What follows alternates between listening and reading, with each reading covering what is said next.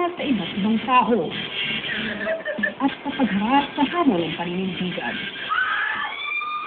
Pinatunayan sa sarili niya sa kabila ng kanyang pagiging imperfectong tao, lahat kaya rin kasasamahan at walang habong aasasan.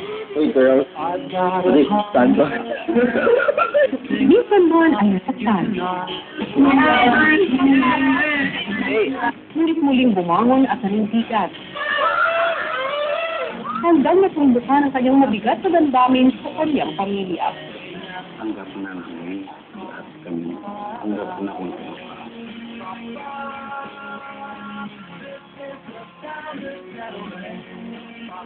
This is the story of a girl. Tuloy ang pagharap sa hamon ng tunay na buhay.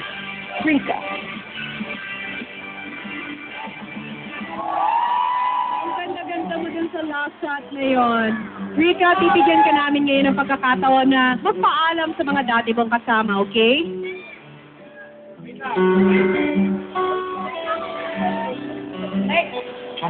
Ngayon talaga. Hi, housemates. Uy, ang ganda. Hi. Ganda mo rin. Ganda mo. Aalis ako, hindi iiyak, hindi lasinggera, hindi ko popokpok ang ulo ko. I want you guys to be happy. Always find your dreams, find yourself, and fight for what you believe in. Okay? So ayoko makikitang tatanga-tanga kayo dyan or mag-wishan ever. Kailangan super fight and super happy always. Okay? I love you all. Super. See you. Bye.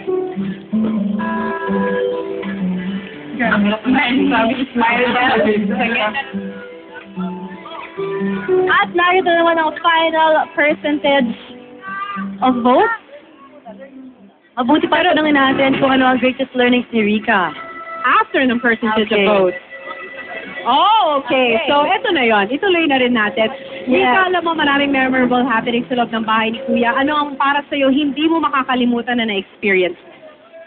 I think yung pinaka hindi ko na kalimutan experience was finally nakita ko yung father ko and I made reconciliation with him. Kaya parang I hope na sa lahat ng mga tatay at pamilya sa buong Pilipinas, tanggapin natin kung naiiba yung anak natin na naiiba yung paniniwala or prinsipyo at sana sa pinakita kong yon magkaroon ng lakas ng loob ang lahat ng mga tao sa kanilang minamahal na ipaglaban yung kanilang minamahal.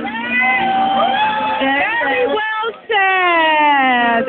Okay, eto na. Eto na talaga. Finally, itutuloy natin ang final percentage of votes.